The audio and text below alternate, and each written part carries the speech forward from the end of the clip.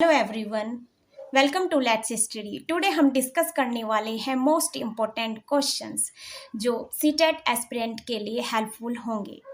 चलिए, ये question start करने से पहले हम देखते हैं हमने जो ये टेस्ट सीरीज स्टार्ट की है सीटेट क्वेश्चन में जो बायोलॉजी से क्वेश्चंस आते हैं उसमें अभी तक हमने एक चैप्टर डिस्कस किया है जिसका नाम है सूक्ष्म जीवों का सामान्य परिचय एवं वर्गीकरण।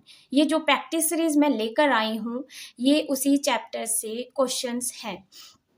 तो चलिए हम स्टार्ट करते हैं क्वेश्चंस कि सीटेट में इस चैप्टर से किस किस टाइप के क्वेश्चंस आते हैं, उन्हीं को हम आज डिस्कस करने वाले हैं। चलिए स्टार्ट करते हैं। फर्स्ट क्वेश्चन है प्रतिजैविक डैश के उपचार में प्रभावी है? इन्फ्लुएंजा, हेपेटाइटिस ए, डेंगू बुखार, हैजा। इसका राइट आंसर है हैजा।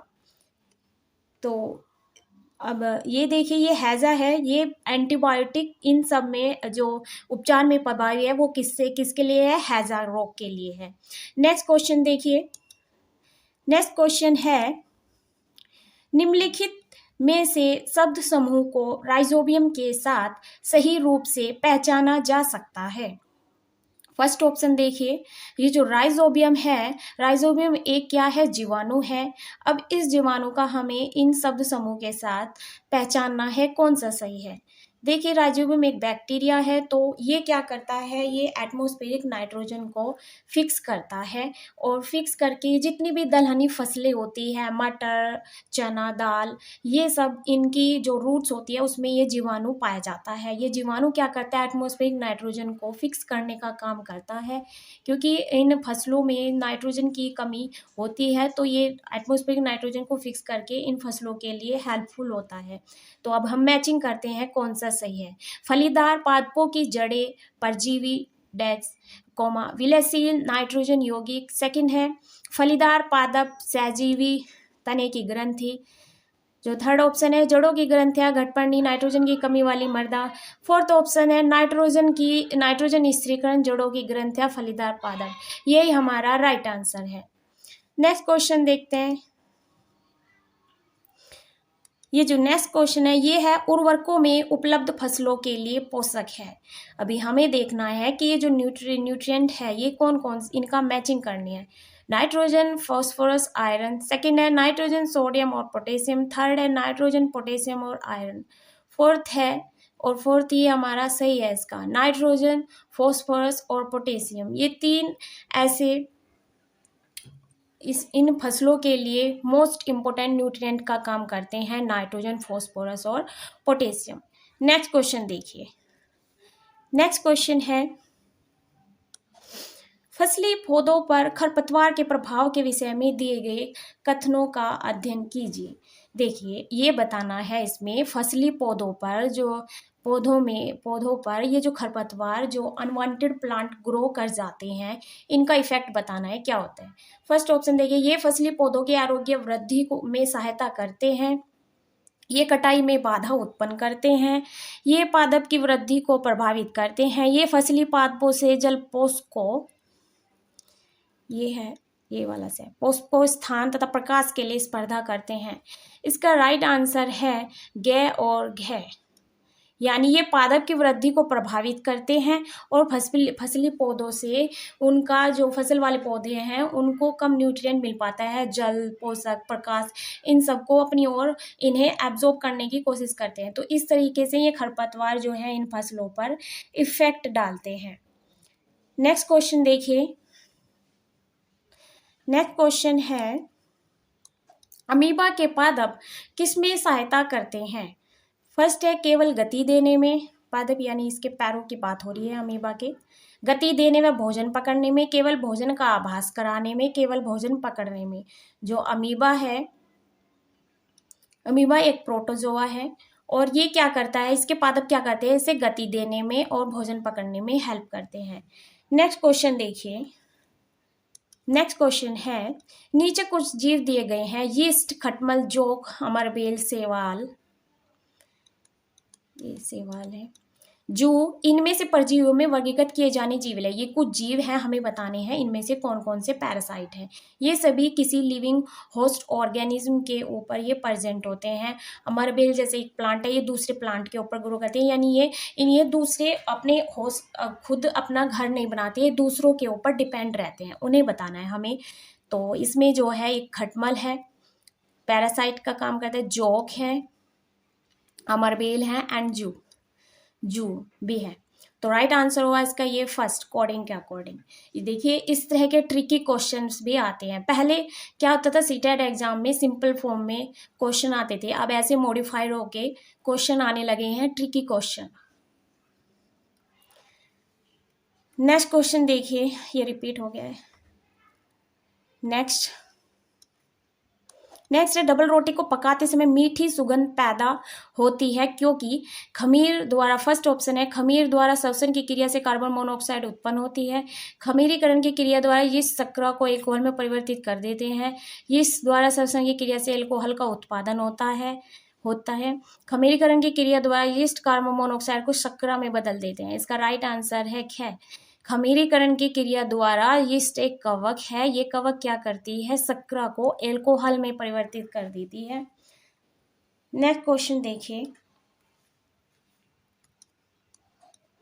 निम्न में से कौन सा रासायनिक परिवर्तनों का समुच्चय है, इसमें से हमें बताना है, रासायनिक परिवर्तन का मिलान करना है, कौन सा समुच्चय सही है। फर्स्ट है दूध में चीनी मिलाना, दूध से दही जमाना। थर्ड है दूध से पनीर बनाना, दही से लस्सी बनाना।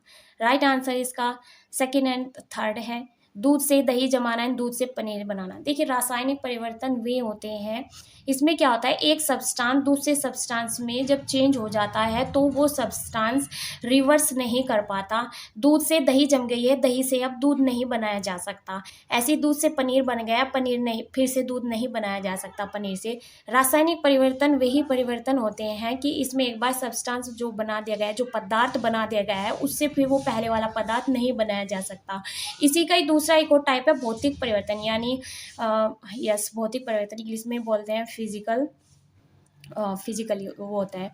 तो देखिए भौतिक परिवर्तन इसका दूसरा टाइप है, जैसे ये रासायनिक परिवर्तन है। भौतिक परिवर्तन में क्या होता है, उसमें क्या होता है, उसमें अगर एक पदार्थ दूसरे पदार्थ में चेंज कर दिया जाता है, वो जो दूसरा पदार्थ बनता है वो पहले वाले यानी रिवर्स कर जाता है, रिवर्सिबल रिएक्शन होती है। दूसरा जो पदार्थ बन जाता है उससे फिर पहले वाला पदार्थ बनाया जा सकता है। लेकिन इस रासायनिक परिवर्तन में ऐसा नहीं होता। इसमें अगर एक सब्सटेंस दूसरे यानी पदार्थ ने दूसरी फॉर्म ले ली है, जैसे दूध से दही जम गई है, अब दही से दूध नहीं बनाया जा सकता।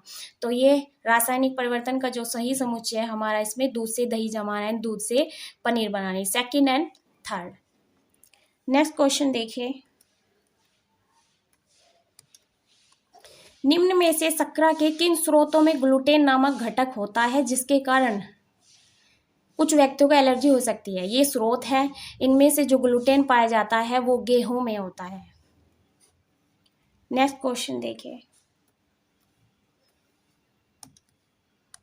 निम्न में से कौन सा उन मानव रोगों का समुच्चय है जो एक विषाणु द्वारा उत्पन्न होते हैं। ये सब विषाणु से होने वाली डिजीज यानी रोग है, वे हमें बताने हैं। अक्षय रोग, खसरा, हैजा, पोलियो, हेपेटाइटिस ए, खसरा, पोलियो, चेचक, हैजा, टाइफाइड, पोलियो, अक्षय रोग, हैजा, अक्षय रोग, हेपेटाइटिस ए, खसरा। इसका राइट आंसर है हेपेटाइटिस ए, खसरा, पोलियो, चेचक, ये सभी विषाणु से होने वाले रोग है। नेक्स्ट क्वेश्चन देखिए, नेक्स्ट क्वेश्चन है, ब्रेड तथा अन्य बेकरी उत्पादों को बनाने में ए का उपयोग किया जाता है और इस प्रक्रिया को बी कहते हैं। ऑक्सीजन की अनुपस्थिति में ए शर्करा को सी में विघटित करता है, इस प्रक्रिया को डी कहते हैं। डी गुंधे हुए यानी बना हुआ आटे में बुलबुले उत्पन्न कर ई में वृद्धि करता है। A B C D E क्रम से है, ये हमें बताने हैं। चलिए देखिए इसका ये राइट आंसर होगा यीस्ट, किण्वन, कार्बन डाइऑक्साइड, वायवीय श्वसन। देखिए कैसे, मैंने थ्योरी इसका थ्योरी जो क्लास ली है सूक्ष्म जीव की, उसमें मैंने इसका जिक्र किया है। ब्रेड तथा अन्य बेकरी उत्पादों को बनाने में किसका रोल होता है, यीस्ट का रोल होता है।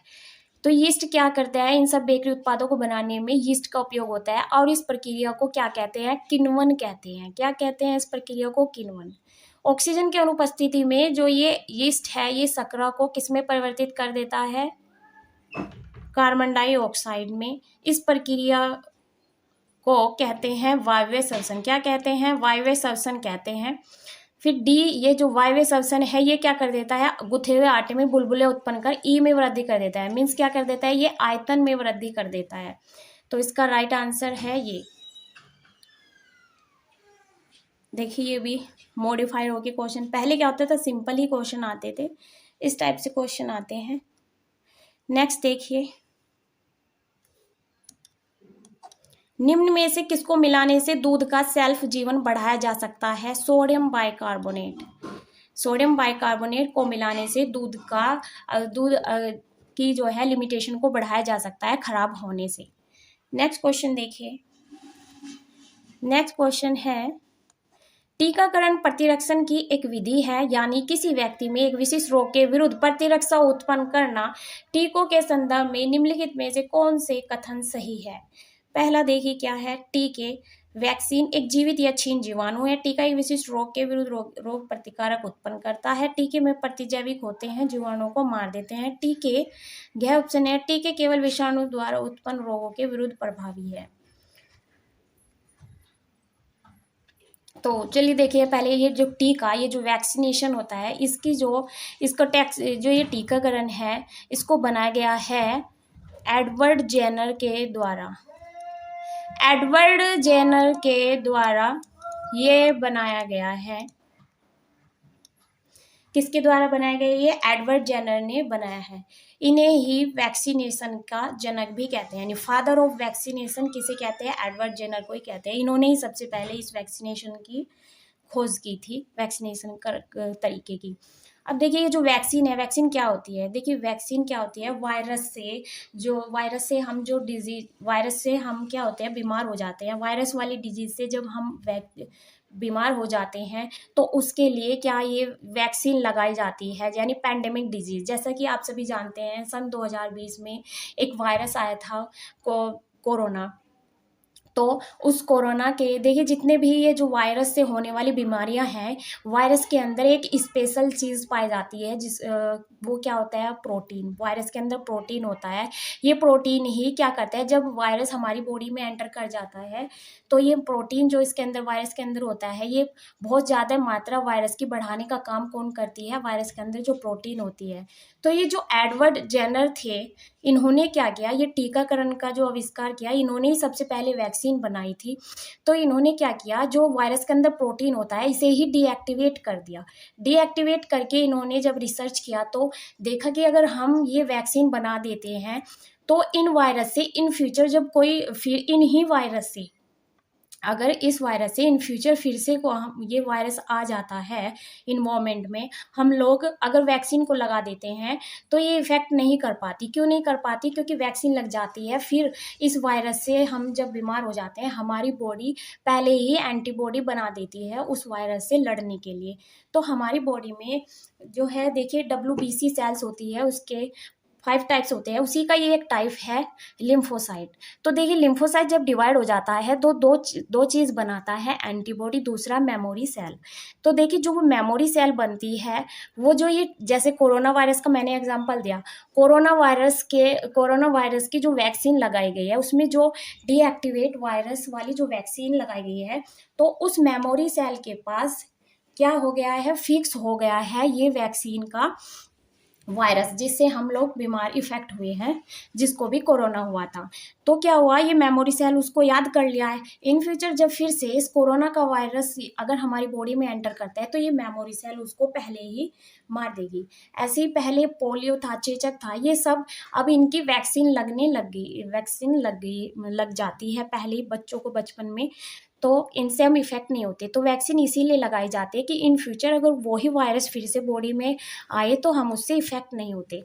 इसे ही कहते हैं वैक्सीन। तो देखिए, इसके अकॉर्डिंग वैक्सीन क्या है, हम यहाँ पर देखते हैं। वैक्सीन का हमें मैचिंग करनी थी, तो इसका राइट जो ऑप्शन है वो क्या एंड ख है।